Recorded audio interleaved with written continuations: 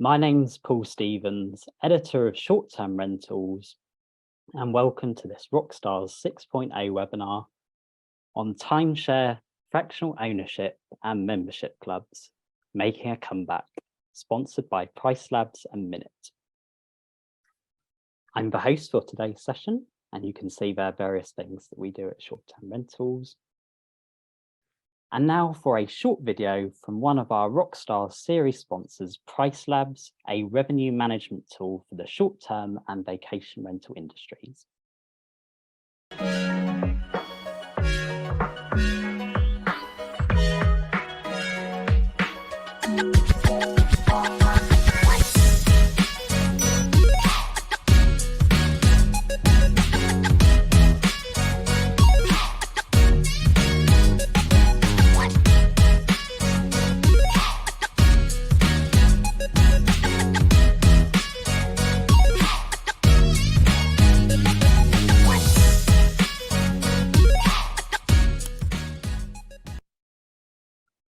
So please keep your sound on mute and your camera off if you're not speaking. All of the details will be posted in the chat throughout by my colleagues Joe and Danny. So please do post any questions you have there yourself throughout today's session. And finally, a recording will be sent round to everyone after the session today. And now we have one more just very short video from our second Rockstars series sponsor. This is property monitoring company Minute. Dear hosts and property managers, hosting can be difficult, we get it. Watching out for parties, making sure your guests have a wonderful stay, keeping neighbors happy, coordinating cleaning and security staff. We see all the work you do every day, and we want to help. Wouldn't it be great to have a co-host? Someone to welcome your guests when they arrive.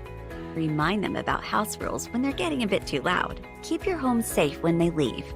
We're Minute, the co-host that helps you care for your home, guests, and community. We come highly recommended. We're reliable and we're eager to help. So let us be your co-host today. With love, Minute.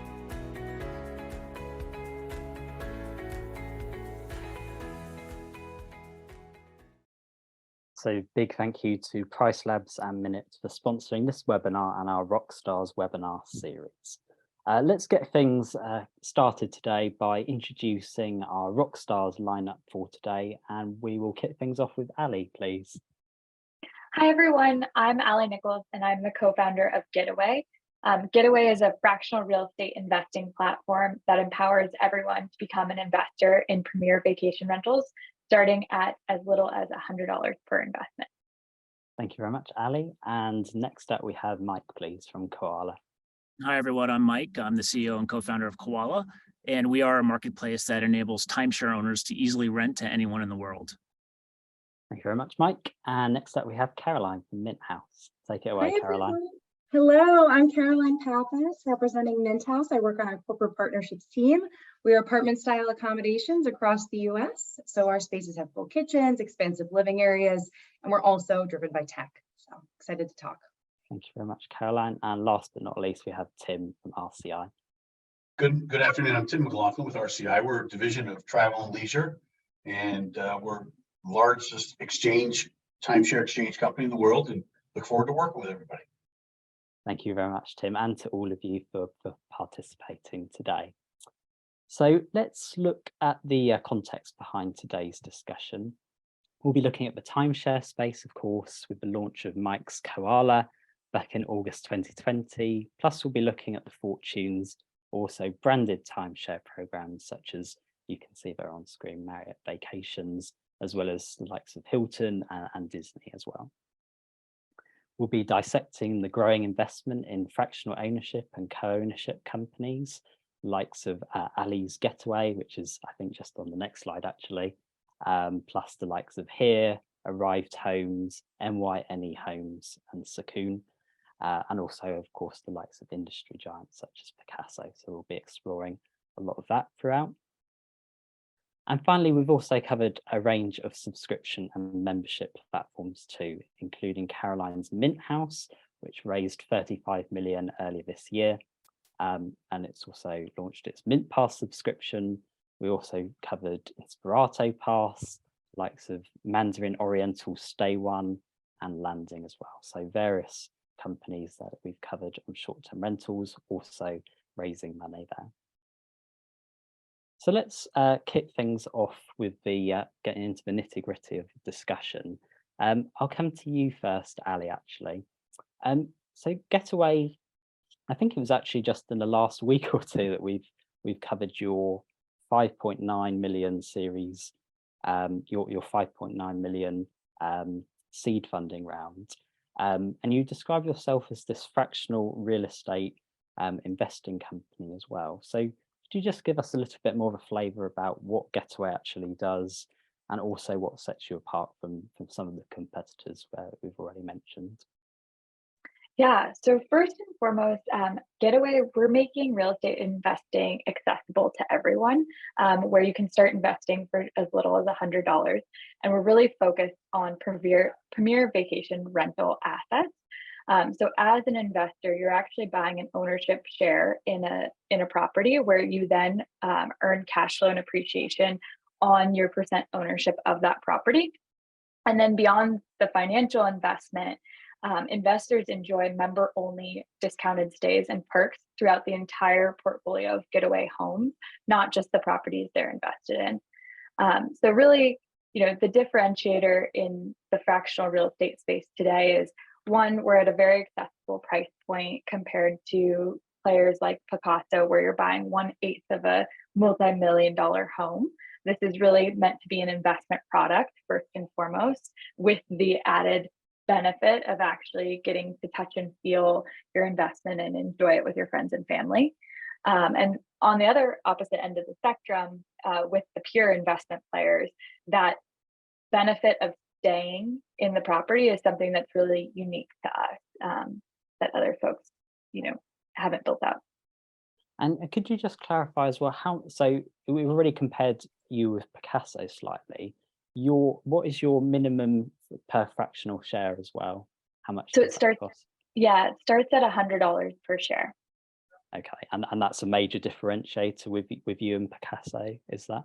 Yeah, I believe Picasso's minimum buy-in right now, if you were to go on their site, is 400,000. Okay, and because this is also quite a new topic for us to be sort of venturing into with short-term rentals. So it's fair to say that I'm learning very much from the four of you as we go along here. But could you tell us actually how, from your perspective, I think probably all of you might offer slightly different perspectives who are in this space specifically, but how does fractional ownership actually compare with the timeshare market? What do you see as maybe the major differences or similarities there? Yeah, so for us, the major difference I see is, as an investor, you're actually buying the ownership of the asset that then you can, on the back end, go and vacation at. Where my understanding of the timeshare market is, it's really investing in the right to use the property. So that's really where we're falling in the space, is much more of an investment and a financial investment in terms of wealth creation over time than just an investment in travel. Thank you very much, Ali. Well, we'll turn to Mike as well, because, as I say, different opinions here as well. Yeah. We were talking off air that you launched back in August 2020 as well. How did all that come about? Well, so look, we got funded literally the day that the travel ban shut down. We got our seed round, and so we had a couple choices to kind of persevere and push forward and build out the product, or go into hibernation, and that's not really what we wanted to do. We knew that solving the problem that we wanted to solve would take a lot of understanding of our core audience, was the timeshare owner, understanding what their issues are, understanding how to build technology that services an audience that may not be tech savvy. And we knew that was going to take some time. And so kind of jumping right in, that's really what we wanted to focus on. It wasn't so much about hit the ground running with sales. It was really about iterating a product to product market fit, built to someone that is not necessarily accustomed to technology. And it's still an ongoing iteration that we're dealing with. And at the time of your launch, I believe you raised, was it $3.4 million in seed funding yourself? So yep. How does that play into what you're trying to achieve at KOALA, and also how you're trying to disrupt the traditional timeshare industry? Yeah, so obviously the money helped us kind of grow the team, go into development again, kind of understanding that this audience is not as savvy with technology as perhaps some of the other audiences that some of the individuals here are dealing with, and just kind of knowing that and getting really close to the consumer. Enabling us to do a lot of content and build trust over the last 2 years has been critical. And Tim could vouch for this. Unfortunately, the secondary market in timeshare, there's a lot of problems. It's very polarized against the primary market. And that's because most people in the secondary market are looking to pry people out of their timeshares, not necessarily provide liquidity or assist with these owners. And that can range from everywhere between very, very nefarious entities to, maybe legal entities that are just trying to get people out of contracts and everything in between. And so it's kind of a quagmire of all of these things that oppose the timeshare industry's main function, which is, they have this vacation club, they want people to vacation, they want people to utilize it. But for us, it's really about how can we help timeshare owners and provide them with some liquidity that is, I believe, that the marketplace is really struggling with as an owner base. So do you want me to talk a little bit about the fractional ownership versus timeshare? Let me just say, because you kind of touched on it there as well, this element of trust as well, and you've sort of referred to some of those challenges, but could you sort of delve a little bit more into the challenges that you face, and maybe you having to, is some part of your role as well about demystifying those nefarious activities and some of those negative aspects? I think we're one of the few, if not the only, secondary market player that really wants to shine a light on the positives of the product in the industry. And it's not a perfect industry. There are things that could use improvement, but it's a great product. And I think the reputation, unfortunately, supersedes some of the amazing qualities of the product, right? So for us, it's about how do you shine a light on the fact that these are fully hybrid suites where you have essentially a lot of startups are essentially providing all of this hybrid inventory to the marketplace, which is essentially how do you make a vacation home more like a hotel? Like timeshares have been doing this for 40 years and they're built by Marriott and Disney and Hilton and all these amazing brands.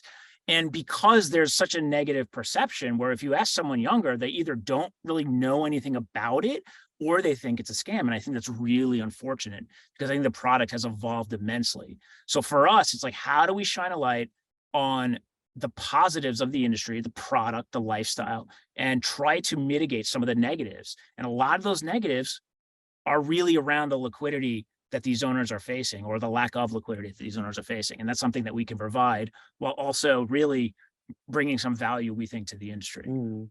And thank you very much for that too, Mike. And Tim, I'll come to you next as well.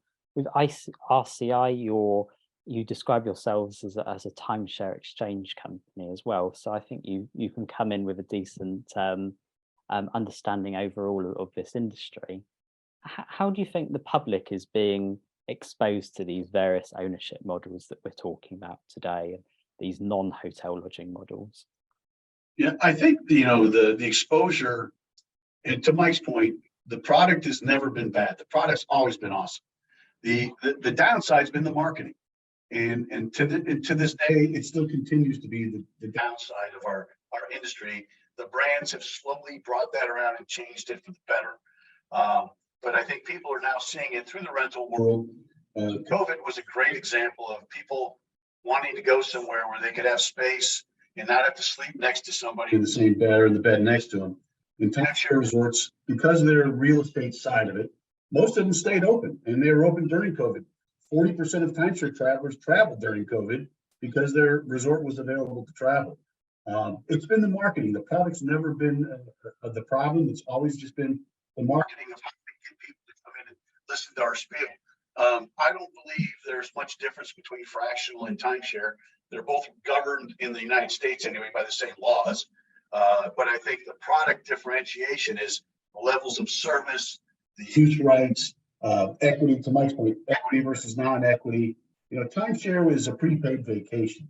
To Allie's and Mike's point, it's not investment per se, where there's no blue book like there is in the car business that says your 76 Chevy's worth this much money now. In the timeshare business, we as developers need to do a better job of addressing that resale market. And because developers early on kind of stuck their head in the sand because they sold it and then they walked away, the resale market became another one of these abused markets, just like, you know, senior medicines and insurance products and other things that have all caught the scam industry.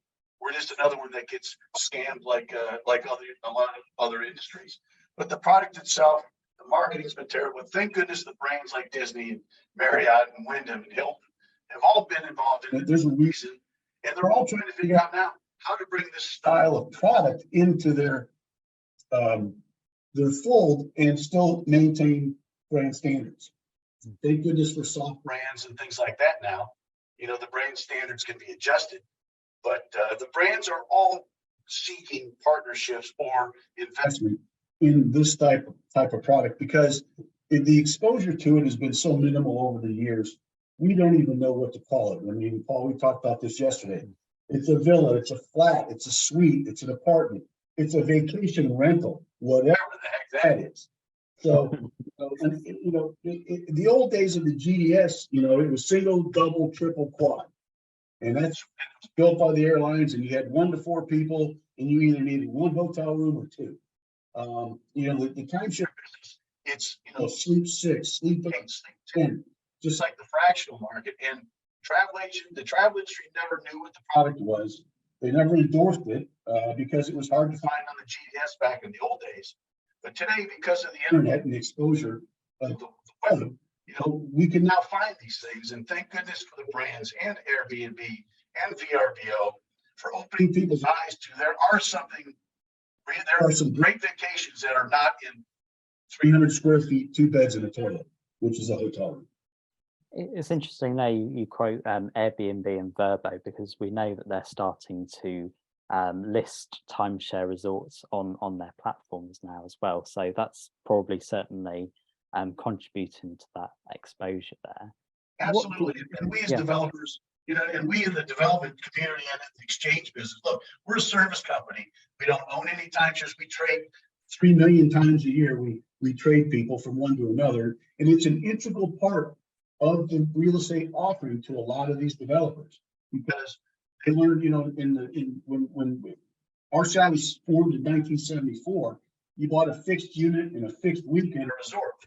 So you had the same week every year, and that evolved into a floating system, which evolved into a points-based system. So like that, everything's evolved now into more hotel-like stays where you don't have to stay for a week. You can stay for a shorter term. And so it's become more hotel-like, as it always should have been. It's nothing more than a hotel with a lot more owners. And sort of similarly to what I've just asked Ali and Mike as well, what do you see as the major similarities or differences between timeshare and fractional ownership, kind of sitting in the middle there? I think the similarities of the product, the setting, the units are consistent in furnishings. The experience is their leisure destinations, or at least their leisure accommodations. There is a mix of business and leisure, obviously, in the city centers. But as far as in regulatory, they're regulated the same. And I think the big difference is the demographic audience that you're going after for the product, and the reason to get into it. You know, the investment side of it is completely not what timeshare is. Not a real estate investment. Timeshare is a vacation use plan. That's the biggest difference to it. I think the rest of it is very similar. It's just a different wig on it. Okay, thank you very much, Tim. We are slightly getting some fluctuations in sound. I don't know if it's just me. I don't know if there's any way that we can get some headphones in there, but I can hear you fine. There's just some fluctuations. So just to let you know there. Colt, I've seen your question as well, so we'll come back to that shortly. But first, I want to bring in Caroline as well, because Caroline, you're coming at this from a slightly different perspective. So I'm not expecting you to be comparing membership with timeshare and fractional ownership, but could you just explain to us a little bit about Mint House and what exactly you do there? Absolutely. So it's been very interesting so far learning a little bit more about the timeshare and fractional ownership perspective and what the differences are. Tim, you said a lot that I deal with every day. So I have a traditional hotel background. So now, I represent Mint House. We have apartment style hotels across the US, but we're competing for similar corporate business. So that's my big focus. So GDS, BT systems, that's my bread and butter to try to get us into those systems and get us in front of buyers. So, it's definitely a lot of learning. That's a big focus, as well as, we're very similar to a hotel. We have those larger kitchens, we have the expansive space, but making sure that people understand things like, just like you said, Tim, you can stay for a couple days. You don't need to stay for over 30 days. I think sometimes people put us in a corporate housing box, and we just make sure it's really about education. I think about our brand in general. And so Mint Pass was born in 2021. So I worked on that, as startups go. Sometimes you're thrown into new projects based on what we're seeing in the market. And I think we can all agree there was the birth of the digital nomad, as they say. So there are quite a few people who are obviously working remote, working from home. And, it's still a trend that's continuing, right? So people like the ability to be able to work in their spaces. They need a dedicated workspace, but then they might stay for the weekend. So Mint Pass was born. Do you want me to go into this? Yeah, absolutely. Okay. Yeah. I wasn't sure if there's any other specific question. I'll give an overview first. But so Mint Pass was born. We wanted to keep it very simple. So we wanted to do an annual membership. It's $250.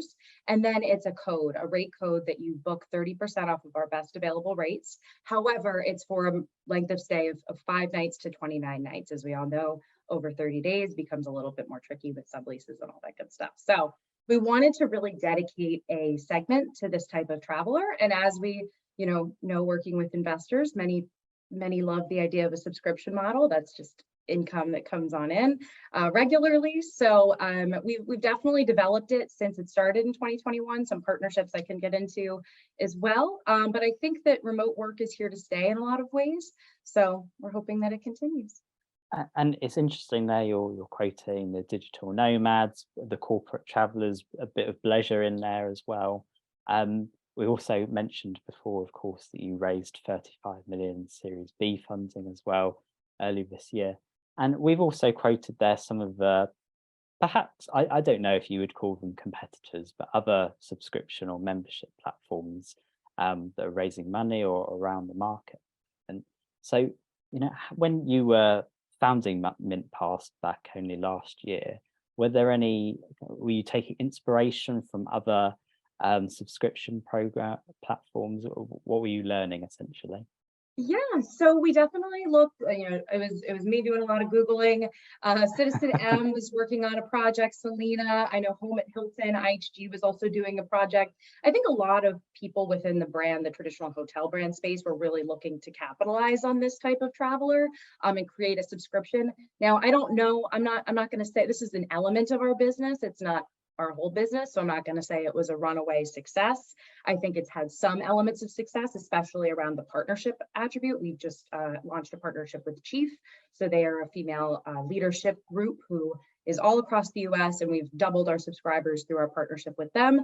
So I think that what we'll see moving forward is utilizing this. We've been focusing originally on, B2 consumer, business to consumer type marketing. However, I think that partnership opportunities, so B2B, might be a way for us to collaborate on Mint Pass moving forward.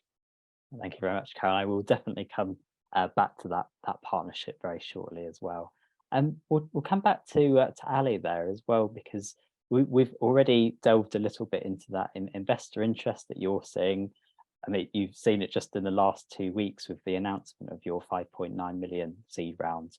But I believe it was actually closed back in June. But why is fractional ownership, this holiday home co-ownership, however whatever term you want to give it, why is this receiving so much investor interest at what are quite honestly some difficult economic times at the moment? Yeah, I think that's exactly why in a lot of ways. So with the rising cost of real estate that we've seen here in the States over the last few years, plus the rising interest rates, folks are just being priced out of being able to go out and acquire real estate completely on their own or individually. So this rise of fractional investing platforms like ours really creates more opportunities for ownership and wealth creation. And I think specifically in kind of the short-term rental side, folks are seeing that, you know, the cash flows when these properties are operated well can be much stronger than a longer-term rental investment.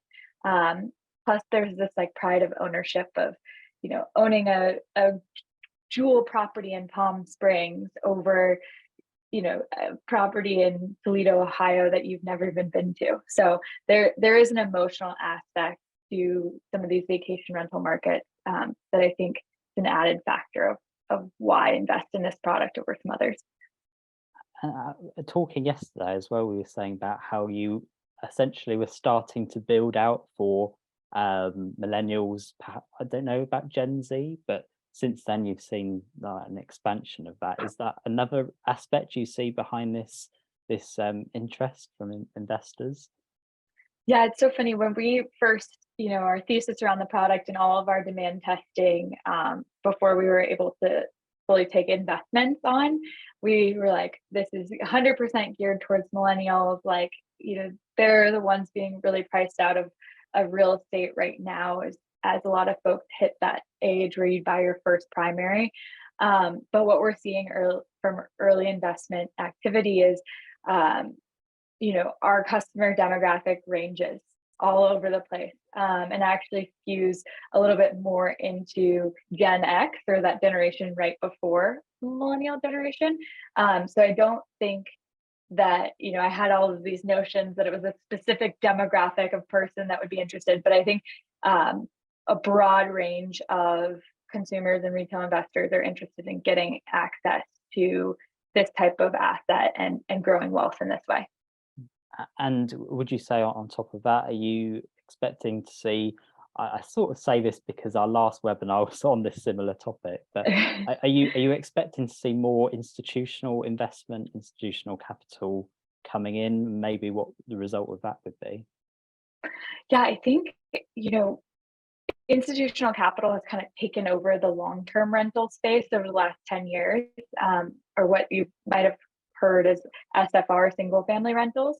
And that's becoming really competitive. And so as this rise in vacation rentals and the distributed single family model that Airbnb has provided a whole demand generation channel for becomes more operationalized, I do think that institutional capital will start to look at short-term rentals as a new asset class.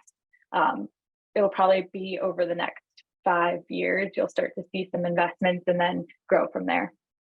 Thank you very much, Ali. I'd be very interested to get the thoughts of the rest of our panel on these aspects as well. Tim, for example, what sort of concepts are you starting to see getting like major investment coming their way? I think to Ali's point, you know, the whole ownership market used to be the second home market. And I think people have realized that when they're only using 4 or 6 weeks of that 52 weeks, the management of that was and the cost involved in that was sometimes prohibitive and sometimes had you upside down. So I think that's where the fractional market came into play as a great way to have the same luxury you had as a whole owner of a 52 weeks. Now you can own as much as you want or need to use. I think the mixed use concept is where we're going to see a lot more growth, where most developer who's building a hotel will have some sort of an ownership component. We see it, Ali, down by you now. You've got, you know, a couple places that are, you know, owners own the condo around the outside, the hotel's in the middle. You know, they love the fact that they've got a fixed maintenance fees that are being paid to help support the hotel budget with guests that are there. You know, they live there and they're separated out from the tourist, and it has to be that way. You have to keep that separate. But I think mixed use is the wave of the future for all of these people, is have some hotel component, because even in the fractional and timeshare market, the lead generation comes from the hotel. You've got people staying in the hotel, they love that experience, and you invite them to, you know, if you enjoy this experience, and, you know, for $100 you could be part of this. There's absolutely a lot of investors that I think will start looking into, even in the big, like you said, the institutional investors, they'll look into it more. I mean, here in Orlando, we had Apollo buying 100 homes a month because of not just the real estate appreciation, but the rental availability and the cost of the rentals going up. So I think it's absolutely going to be drawing new investment in hoteliers, which never considered timeshare fraction before, are absolutely considering it now. Do you see like these sort of projects eventually being financially viable and profitable as well, Tim? Totally, absolutely. I think our challenge in the timeshare business is our marketing expenses. We make our money on the financing side. So by loaning money is where playing the bank is where the traditional timeshare developer makes most of his money, and on the rental side. But I think we'll absolutely start seeing that change as we get mixed use more and more in play. Thank you very much, Tim. And Mike, you've heard there what our other panelists have said on this point. So I want to Tim's spoken there really quite eloquently about the viability of these models going forward. Yeah. How much maybe untapped potential do you actually see in the timeshare market if it is to receive this investment? So, well, firstly, I'll back up a little bit. Like, I see this trend happening, generally speaking, where if you look back at, the boomer generation, it's like own your home. And then the millennials like, no, we don't want to own a home. We want experiences. And now you're seeing kind of like, well, we want to own things, but fractions of things that also give us experiences.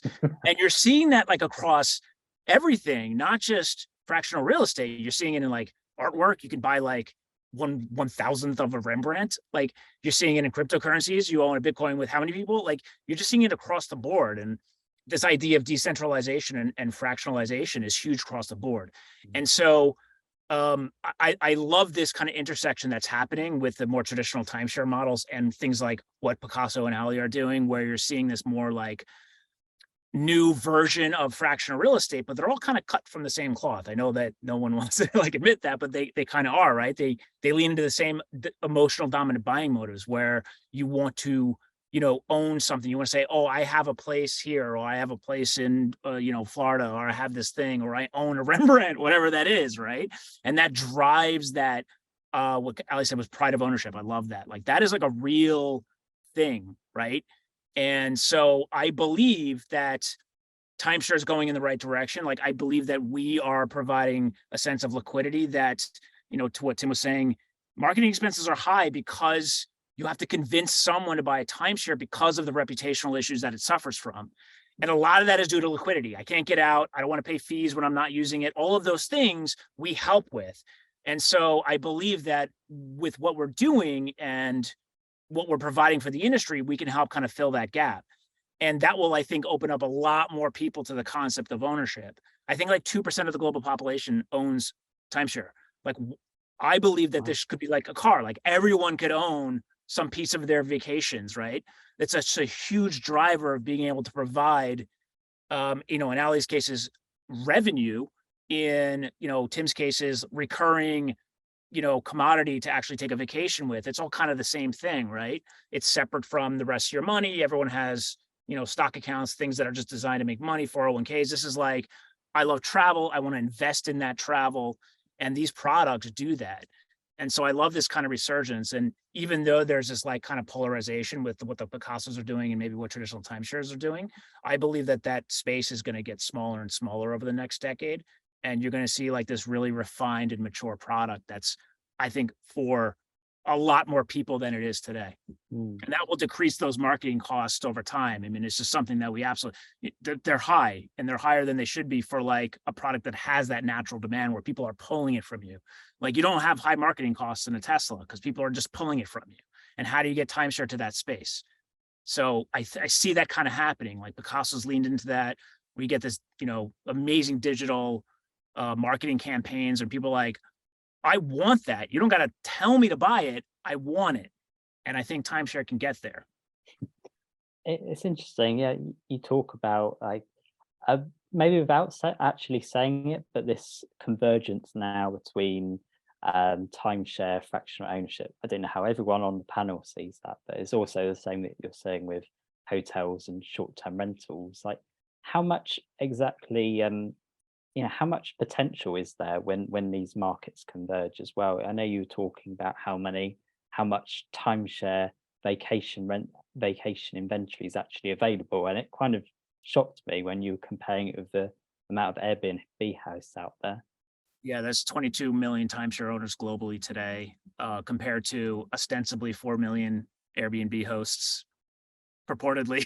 We don't know exactly, but somewhere around there, right? So when you look at the breadth of the industry and how many owners there are, and how much potential, travel supply that could unlock if owners were empowered enough to really understand what that is, and you tapped into like Airbnb or Airbnb is not specialized for timeshare. So the developers will be able to utilize that product as a channel. Some owners will, but generally speaking, you need that middle layer of people really getting into the minutia with these owners and helping them, like what a property manager might do for vacation renters, right? And so, I believe as that's happening, you're going to see a lot more of this. Thank you very much, Mike. I want to also actually look at how your platforms, and particularly Caroline with what you're doing at Mint House as well, and how you're trying to attract, whether it's new members, even like what Ali's doing there, and subscribers.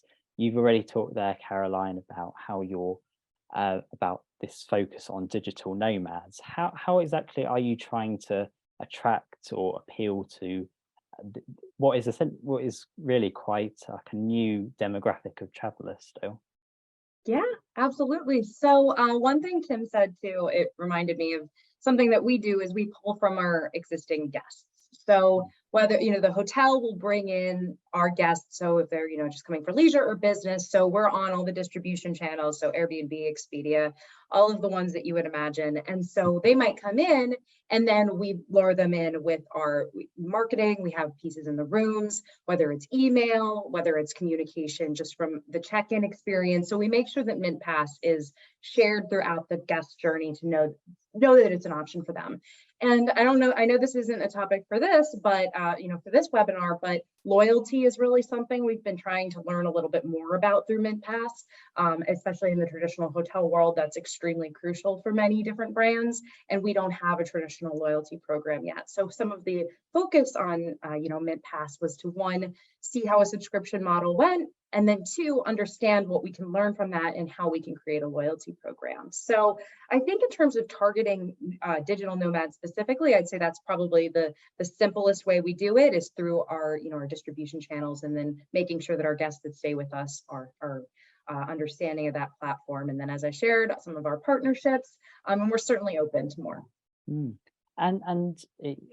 Something else we said was you cater to stays between 5 and 29 nights, and then you go beyond that as well with extended. So the partnerships that you're doing, how do they feed into this? And are you looking for more of the same partnerships moving forward? Are you looking to change tact beyond that? Yeah, so for Mint Pass specifically, it's the 5 to 29, but we have no minimum length of stay for a typical corporate traveler or Expedia guest, right? So we have that segment as well, and we looked, we talked to some of our partnerships. We have a big partnership with American Express, MXGBT. So how can we maybe align there? We're definitely interested in any sort of partnership. Chief has been a fantastic partnership so far to get us in front of many women leaders across the US. Again, our subscribers have doubled. So any sort of partnership where we maybe like a benefits platform, there's certain channels out there that create like a curated selection of various benefits across certain industries, whether it's health or like wellness, food, hotel, short-term rentals. So that's another element of the partnerships that we've been wanting to look into. And then also just a Mint Pass 2.0. So right now our model is very simple. It was created by somebody who does corporate contracts most of the time for corporate travelers. So, whether it was a discount off of our best available rates and then making sure that the annual fee structure was very simple, that was just very critical to building it. So I think those are the three things that we'll see moving forward with Mint Pass. Thank you very much, Caroline. Similarly, but you've Tim, you've heard what Caroline said. So from your perspective as well, how are you seeing, how can these membership platforms like a Mint House or like an Inspirato beyond that, how can they attract new entrants to the market, and also like what you were talking about before, creating more marketing opportunities for those guests? I think what Carolyn's touching on is amazing, because typically the timeshare industry was not in the urban centers. Cost of getting in the market was too expensive. Cost of marketing that market was too expensive. But the demand for the city centers has continued to grow. So, like, for example, we'd certainly love to do a partnership with Caroline, because again, if she works with Expedia, we're another distribution channel. We have 4 million families that we distribute to. But I think the gist of all this is, once people have stayed in the product we're talking about, the repeat business is 95% or greater. The other thing is, in our industry, the average occupancy is 73.1% last year. Whereas in the hotel business, it's a 56%, 56.4% occupancy. So the style of product it's getting them in it. And because of the lack of exposure, and it goes back to the GDS, single, double, triple, quad, when you used to book through travel agents, that they never booked this stuff. So now that it's become more mainstream, thank God for video and thank God for the internet to give us that exposure with the content we can share with people. There's definitely going to be more new players in this business and more people getting into it, because the product speaks for itself. It's a matter of getting them exposed to it, get them staying at the first time.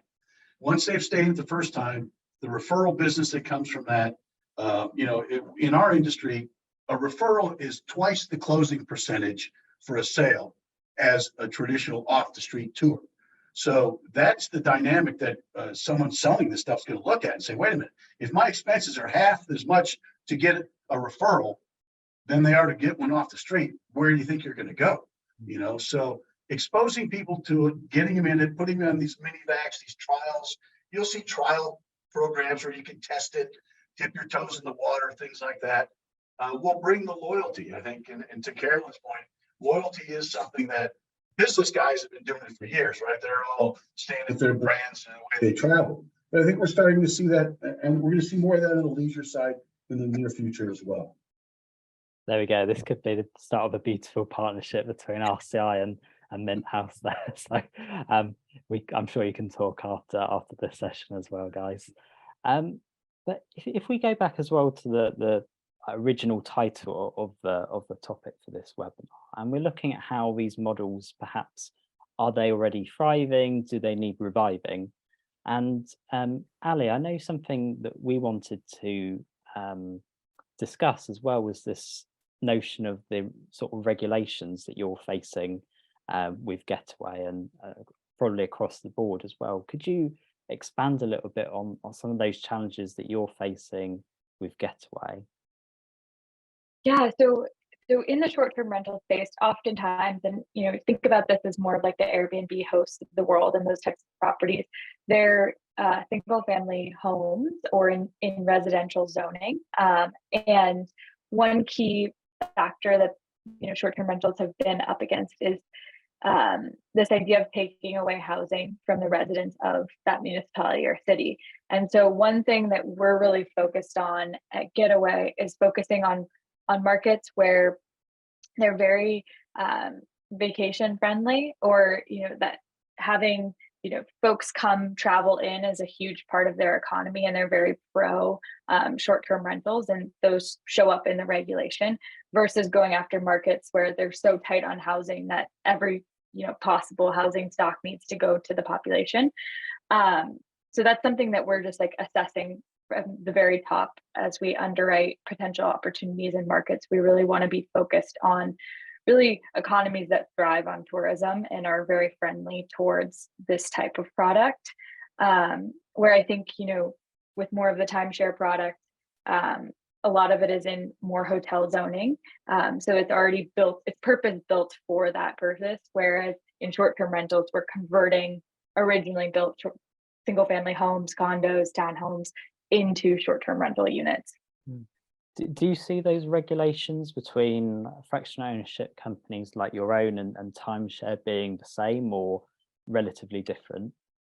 I think my take is we on the fractional ownership have a bigger uphill battle in terms of being able to then use the properties as short-term rentals, where in the timeshare world, they're purpose built for that use case. So it's definitely a big risk for the industry over time if they don't play by the rules in the municipality and really figure out ways to partner and implement rules and regulations that make sense for the community. Thank you very much, Ali. Sort of again on the opposite side, Mike. Ali describes it as quite an uphill battle on the fractional ownership side, but you've already referred to some of these legacy or reputational issues. For those of us maybe not so familiar on the session, could you sort of explain some of these, and are these things that still need to be addressed within the timeshare market? Yes, of course. I believe timeshare has a branding issue. I mean, even the timeshare industry's kind of moved to vacation ownership and different types of phraseology to kind of like embrace something new. The Pappas of the world stay very clear of why they're different from timeshare. So I think there's a branding issue. Like Tim said, there's not a product issue. There's definitely a sales and marketing issue, but the product is great. And when you get someone in that, my business partner, for example, when I pitched him this, I said, he's a technology guy. He was like, timeshare, get the hell out of here. Turned to 2 years later, he's almost buying one in Charleston. I kid you, and my co-partner. And so like really getting them in there and being like, oh, this is amazing. Not at all what I thought it was is the changer. So for us, our headwinds are not as much, obviously, the municipalities, and I've actually talked to people about this. Our headwinds are in many cases the developers that may or may not want owner rentals. And I've talked about how the developers to us are like the municipalities to Airbnb or, fractional platforms like Ali's, where we have to kind of navigate that space to say, look, we are an amazing lead generator. We're putting in people in your resorts that are exposed to firstly sharing economy, which means to them, oh, if I'm not using this, I could rent it because I rented it from someone else. That's demand driving supply. And that growth loop is massive. And it's what grew Uber and Airbnb.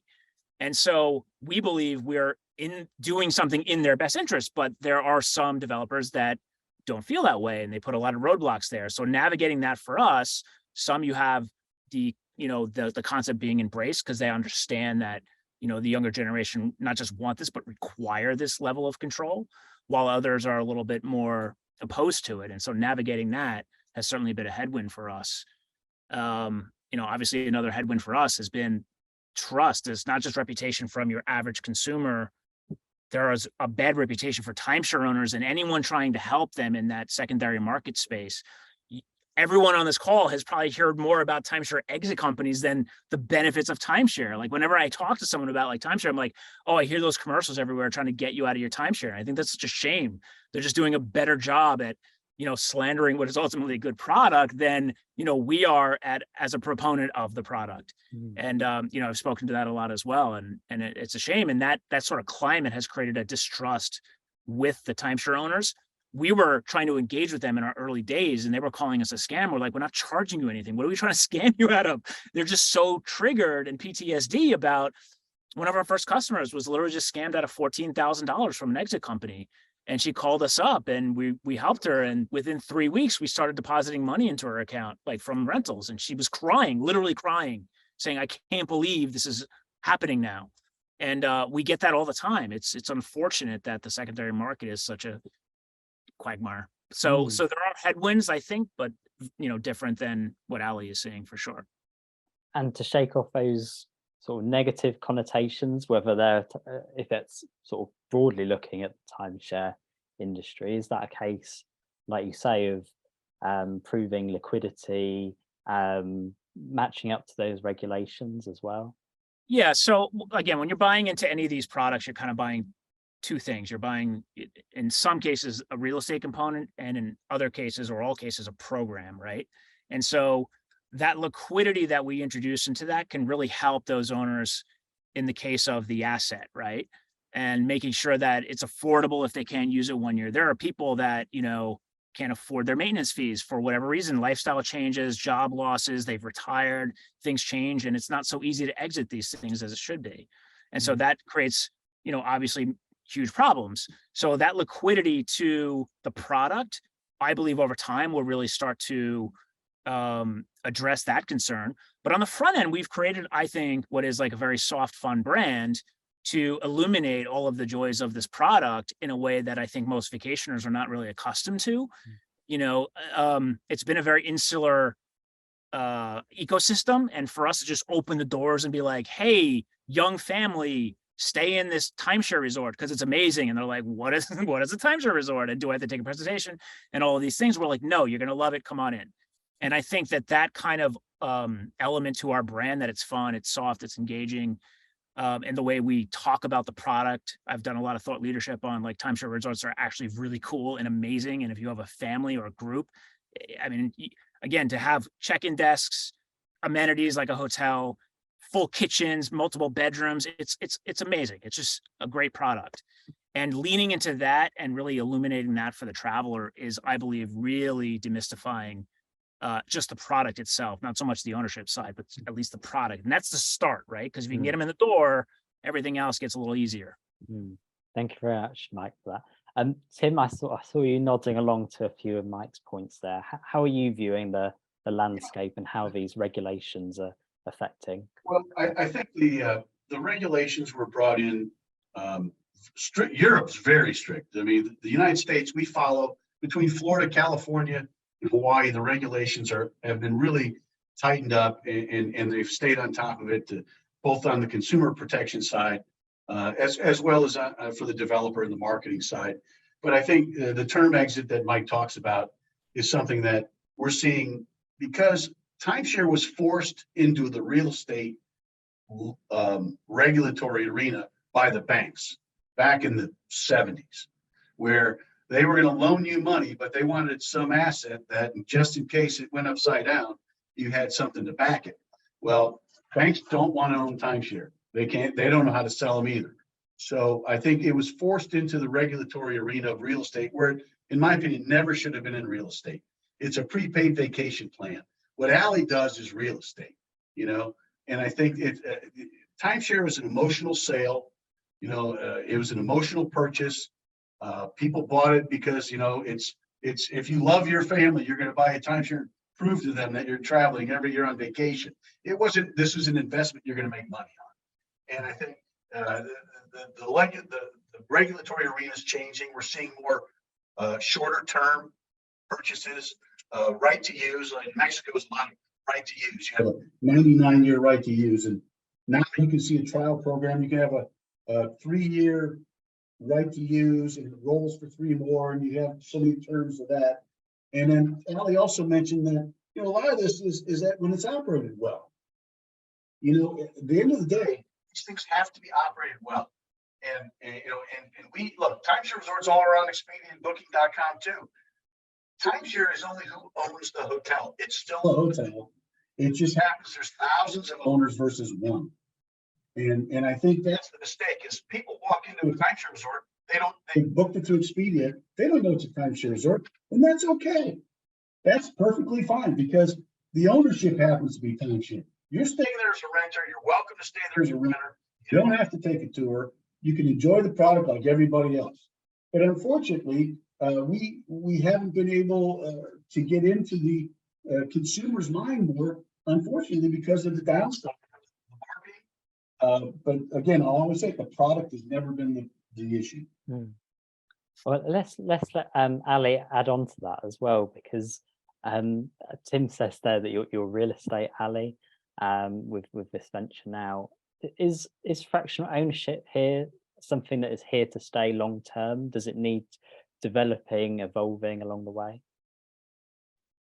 Well, I think it will continue to evolve and iterate for sure. And I think we're in the very, very early innings of this model becoming really mainstream and catching the attention of the average day consumer. But it's definitely here to stay. I don't think from a real estate perspective, prices will, even if we go through a dip over the next couple of years, they're going to continue to go up and to the right. And the idea of home ownership is becoming just further out of reach for most. And so you'll start to see, you know, in the tech world, they're calling it real estate 3.0. You'll start to see an emergence of new players offering new ways of ownership, and all of the new companies and takes on that, and all the ancillary services to that will really start to emerge, I think, in the next few years. I want to bring in Colt's question as well about fractional investing seems different than fractional ownership usage. So when we use fractional as a blanket term, do you want to just reply to that question? So I view it as, you know, on a scale. On one side of the scale, it's a pure investment play. It's like almost like a stock. I'm buying an interest in a property that I think will perform similar to a company. And then on the far end of the spectrum is really more where the Picassos of the world are playing, which is I'm buying the usage of a home, which is actually, in my opinion, much closer to the timeshare model, but you own 1/8 of the property. So for us at Getaway, we're really trying to marry the two ideas of, you know, if I were to go buy a short-term rental product, an Airbnb property today, I'd view it as an investment, but I also would have this upside of, you know, every ski season, if I bought a ski home, I might go for a weekend and bring my friends and family. So that's the essence of what Getaway is trying to solve, is like, first and foremost, this is a cash flowing investment. I'm betting on the appreciation of the asset and excited about the monthly income it's bringing in. But there's this added benefit of, oh, I do have this pride of ownership in my investment. I am going to take my friends and family here every once in a while to really enjoy it. Because I think that people can really relate to that more so than just putting money into an investment app and hoping that it goes up into the right. Thank you, Ali.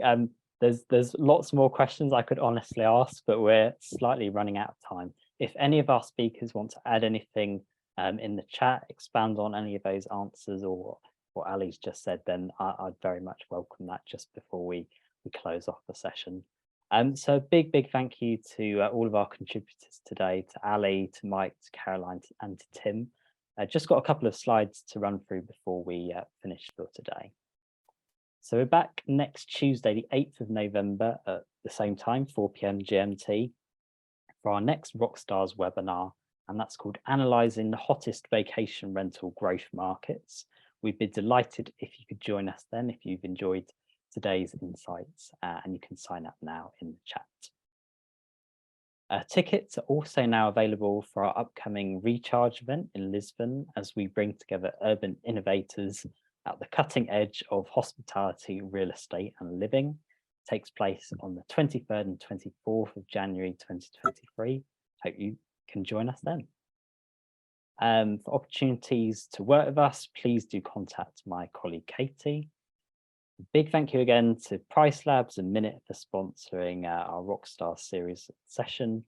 I'm going to keep the session open, just as I said, for another 2 minutes in case you want to jot down any details from today's session, or if our speakers want to expand on any more points too, you can connect with them there. Do contact us via our various channels. You can see that on screen as well. A big thank you once again to all of our fantastic speakers today, everyone who tuned in, and we'll see you again next time. Thank you, everyone.